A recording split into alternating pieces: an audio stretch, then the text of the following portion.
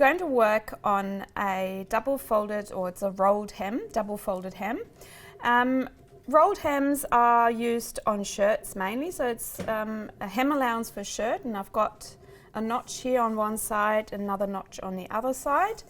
Seam allowance on the hem here is 1.2 centimeters, but we're going to stitch foot width, so running the edge of the foot along here. Foot width on this machine is 5 millimeters. So on a domestic, foot width would be much wider, so you still have to go by 5 millimeters, meaning you'd have to measure from the middle of your foot where the needle is to the edge of your fabric, and that should be 5 millimeters. You could also draw in a pencil line with a ruler, and then start following that line when you stitch.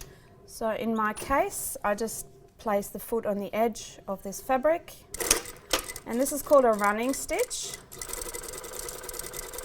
Because we're using only this stitch for pressing and nothing else, you want to stitch fairly accurately.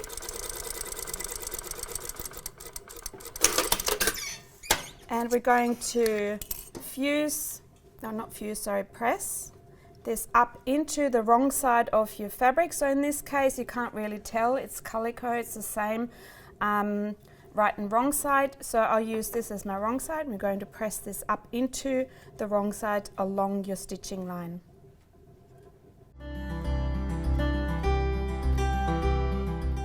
So now we're going to press this up using my iron, and I press this up into the wrong side of the garment right along the edge here where my stitching line is. It's the running stitch. You can use steam if you have some. I've also tried the other day with a hair straightener. It works quite well as well.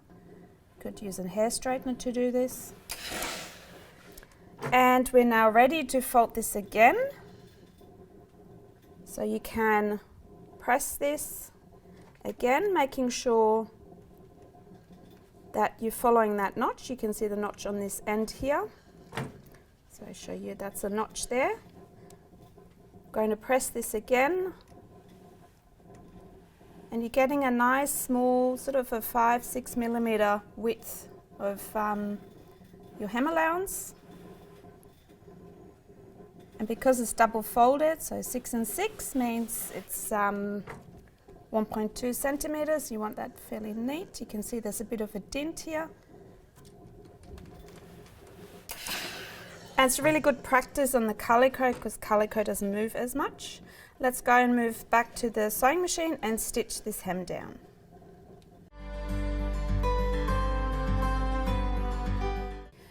So we're here on the sewing machine. I'm letting the foot run along this edge. So on the domestic, it's obviously slightly different. So you have to be guided by any lines here on your plate. So mine, it's just at 1/4 inch, so 6 millimeters. And you're going to top stitch this, going all the way around.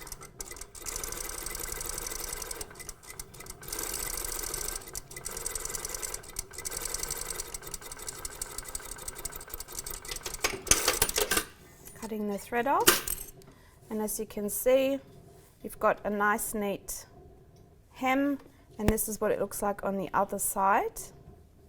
And I'm going to show you now where this is used and what garments this is going to be used.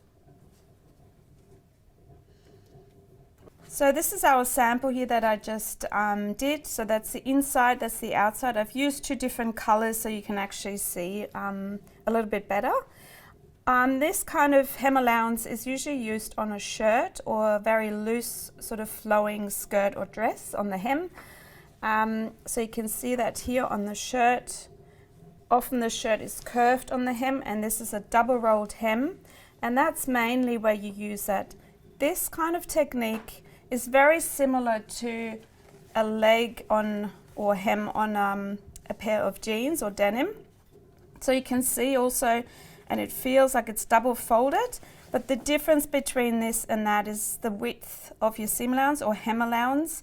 So if you're going to do a double folded hem on a pair of pants, you want this much wider. So this is about 1.5, so you need about 3 centimeter hem allowance. Here we had 1.2 centimeters. So this kind of hem allowance is only used, it's been used for shirts or really flowy skirts or dresses. If you want to use that one, you obviously need to make your hem allowance much wider.